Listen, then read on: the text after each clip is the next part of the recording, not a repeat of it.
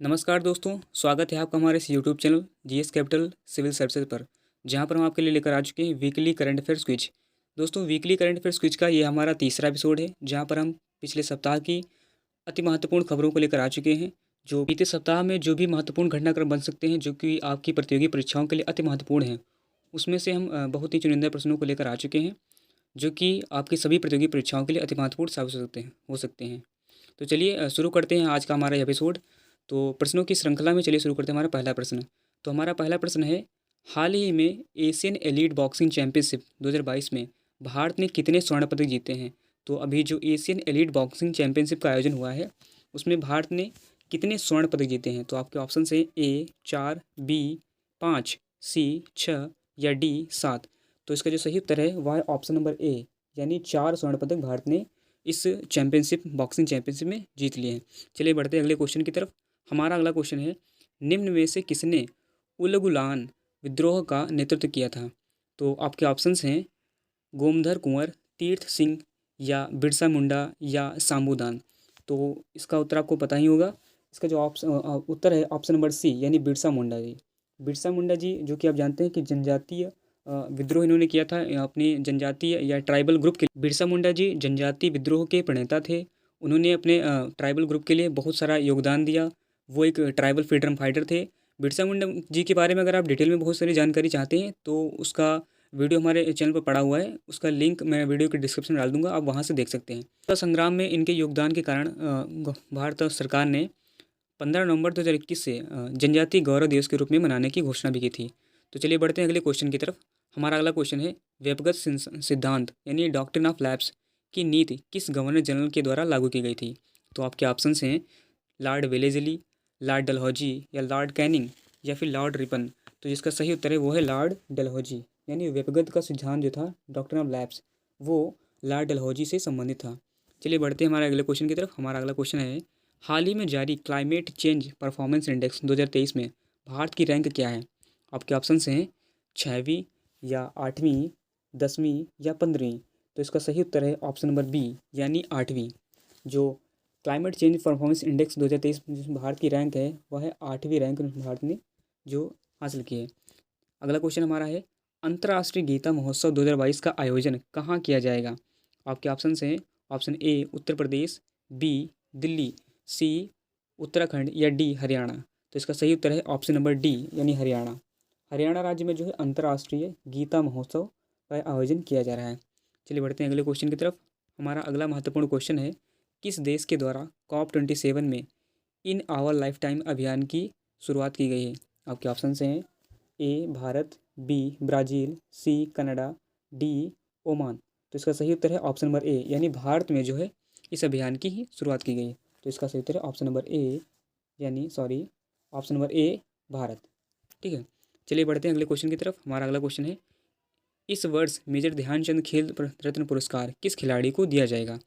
तो मेजर ध्यानचंद खेल रत्न पुरस्कारों की घोषणा हो चुकी है। तो इनमें से आपको ऑप्शन में बताना है कि किस खिलाड़ी को इसके लिए जो है पुरस्कार दिया जाएगा। आपके ऑप्शन हैं ए अविनाश मुकुंद साबले, बी लक्ष्य सेन, सी अचंत शरथ कमल, डी साक्षी कुमारी।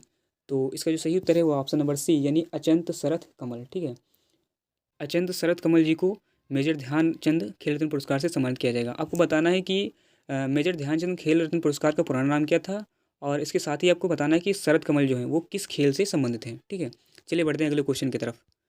भारत और किस देश के बीच युद्ध अभ्यास नामक संयुक्त सैन्य प्रशिक्षण अभ्यास का आयोजन किया गया है? तो आपके ऑप्शन हैं ऑप्शन ए रूस, बी फ्रांस, सी इटली या डी अमेरिका। तो जो युद्ध अभ्यास नाम का जो एक्सरसाइज है, वह इंडिया और यूएसए के बीच में, ठीक है, होता है। इंडिया और यूएसए के बीच में जो है युद्धाभ्यास होता है, और इंडिया और अमेरिका के बीच में बहुत सारे अन्य युद्धाभ्यास भी होते हैं। उनका आप जो अगर आपको उनका नाम पता है तो कमेंट बॉक्स में आप लिख सकते हैं। चलिए बढ़ते हैं अगले क्वेश्चन की तरफ। हमारा अगला क्वेश्चन है, राष्ट्रीय प्रेस दिवस हर साल कब मनाया जाता है? तो इसके ऑप्शन हैं ए 15 नवंबर, बी 16 नवंबर, सी 17 नवंबर या फिर डी 18 नवंबर। तो इसका जो सही उत्तर है वह है ऑप्शन नंबर बी, यानी 16 नवंबर को राष्ट्रीय प्रेस दिवस नेशनल प्रेस डे के रूप में मनाया जाता है।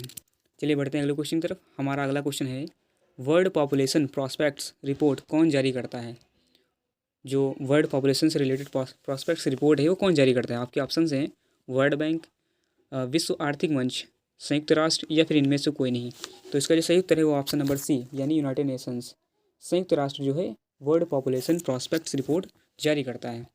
चलिए बढ़ते हैं अगले क्वेश्चन की तरफ। हमारा अगला क्वेश्चन है भारत के साथ किस देश ने लीड आईटी शिखर सम्मेलन 2022 का आयोजन किया गया है? ठीक है, तो ये ऑप्शन है आपके ए स्वीडन, बी ब्रिटेन या सी ऑस्ट्रिया, डी फ्रांस। तो जो भारत ने लीड आईटी शिखर सम्मेलन है वो स्वीडन के साथ में, ठीक है, आयोजन किया गया है। इसका ऑप्शन नंबर ए सही होगा। ठीक है, स्वीडन इसके साथ लीड आईटी शिखर सम्मेलन का आयोजन किया गया है। चलिए बढ़ते हैं हमारे अगले क्वेश्चन की तरफ। हमारा अगला क्वेश्चन है the story of my deportation के लेखक कौन है? The story of my deportation option हैं महात्मा गांधी, लाला लाजपत राय, विपिन चंद्रपाल या फिर बाल गंगाधर तिलक। तो इसका जो सही उत्तर है वो ऑप्शन नंबर बी यानी लाला लाजपत राय। लाला लाजपत राय जी की ये जो है या ठीक है पुस्तक है यह इन्होंने लिखी है। चलिए बढ़ते हैं अगले क्वेश्चन की तरफ। पाटन पटोला शिल्पकारी किस राज्य से संबंधित है? जो ये शिल्पकारी है, ठीक है, ये किस राज्य से संबंधित है? इसका ऑप्शन है ए उत्तर प्रदेश, बी मध्य प्रदेश, सी गुजरात या फिर डी महाराष्ट्र। तो इसका जो सही उत्तर है गुजरात यानी ऑप्शन नंबर सी, गुजरात इसका सही उत्तर है। यानी पाटन पटोला जो शिल्पकारी है वह गुजरात राज्य से संबंधित है। चलिए बढ़ते हैं अगले क्वेश्चन की तरफ। हमारा अगला क्वेश्चन है fit India movement. Fit India movement की शुरुआत किस वर्ष की गई थी? आपके ऑप्शन हैं 2017, 2018, 2019 या फिर 2020। तो इसका जो सही उत्तर है वह 19 यानी ऑप्शन नंबर सी 2019 में जो फिट इंडिया मूवमेंट की शुरुआत की गई थी। चलिए बढ़ते हैं अगले क्वेश्चन की तरफ। हमारा अगला क्वेश्चन है 53वां अंतर्राष्ट्रीय फिल्म महोत्सव यानी IFFI कहाँ आयोजित किया जाएगा? आपके ऑप्शन हैं गोवा, नई दिल्ली, अहमदाबाद या फिर चेन्नई। तो इसका जो सही उत्तर है वह ऑप्शन नंबर ए यानी गोवा में जो है 53वां अंतर्राष्ट्रीय फिल्म महोत्सव का आयोजन किया जाएगा। चलिए बढ़ते हैं अगले क्वेश्चन की तरफ। हमारा अगला क्वेश्चन है में आसियान ने किस देश को 11वें सदस्य के रूप में शामिल करने के लिए सैद्धांतिक रूप से मंजूरी दी है? तो आपके ऑप्शन हैं ए ऑस्ट्रेलिया, बी ब्राज़ील, सी पूर्वी तिमोर या फिर डी म्यांमार। तो इसका जो सही उत्तर है वह ऑप्शन नंबर सी यानी जो पूर्वी तिमोर है उसको 11वें सदस्य के रूप में, 11वें आसियान मेंबर के रूप में जो है शामिल किया गया है। चलिए बढ़ते हैं अगले क्वेश्चन की तरफ। हमारा अगला क्वेश्चन है झारखंड स्थापना दिवस कब मनाया जाता है? झारखंड जो फॉर्मेशन डे है वो कब मनाया था? आपके ऑप्शन हैं 14 नवंबर, 15 नवंबर, 16 नवंबर या फिर 17 नवंबर। तो इसका जो सही उत्तर है वो ऑप्शन नंबर बी यानी 15 नवंबर। 15 नवंबर को झारखंड स्थापना दिवस मनाया जाता है। आपको कमेंट बॉक्स में बताना है कि झारखंड जो है इसका फॉर्मेशन किस वर्ष हुआ था, ठीक है, तो आपको एक कमेंट बॉक्स में उत्तर में दे सकते हैं। चलिए बढ़ते हैं हमारे अगले क्वेश्चन की तरफ। हमारा अगला क्वेश्चन हाल ही में पूर्वी एशिया शिखर सम्मेलन का आयोजन कहाँ किया गया था? आपके ऑप्शन हैं ए इंडोनेशिया, बी थाईलैंड, सी कंबोडिया या फिर डी लाओस। तो इसका जो सही उत्तर है वह option number C Cambodia. Cambodia में हाल ही में पूर्वी शिखर एशिया शिखर सम्मेलन आयोजन किया गया है।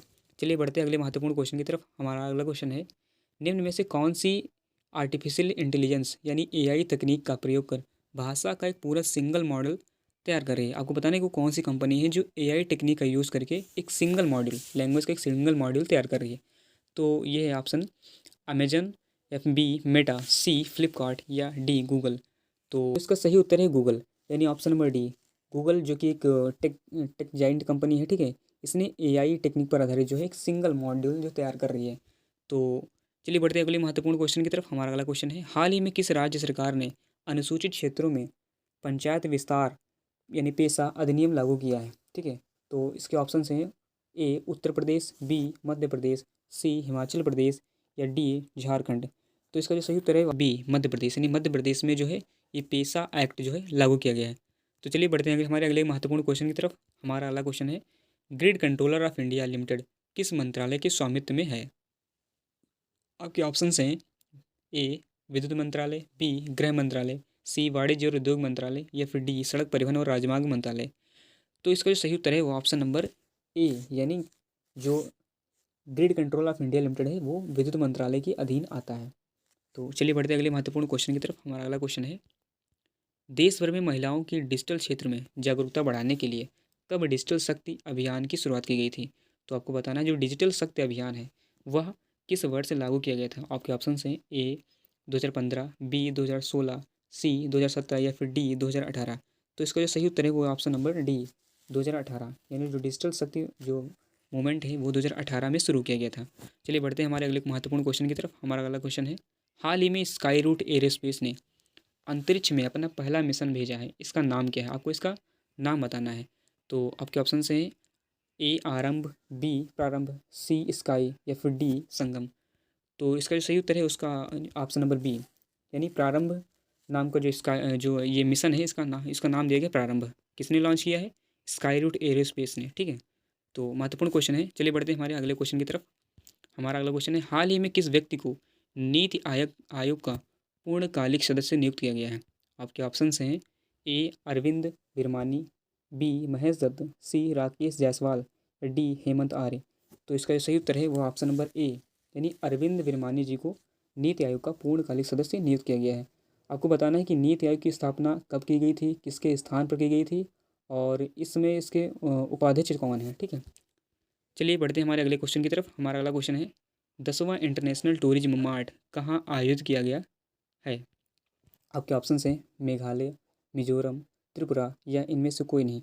तो इसका जो सही उत्तर है वो ऑप्शन नंबर बी मिजोरम, ठीक है। मिजोरम में जो है 10वां इंटरनेशनल टूरिज्म मार्ट इसका जो है आयोजन किया गया है, ठीक है। तो चलिए बढ़ते हैं अगले महत्वपूर्ण क्वेश्चन की तरफ। हमारा अगला क्वेश्चन है, 15वीं एशियाई एयरगन चैंपियनशिप का आयोजन कहाँ किया गया है? आपके ऑप्शन हैं ए दक्षिण कोरिया, बी जापान, सी भारत या फिर डी चीन। तो इसका सही उत्तर है ऑप्शन नंबर ए, यानी दक्षिण कोरिया।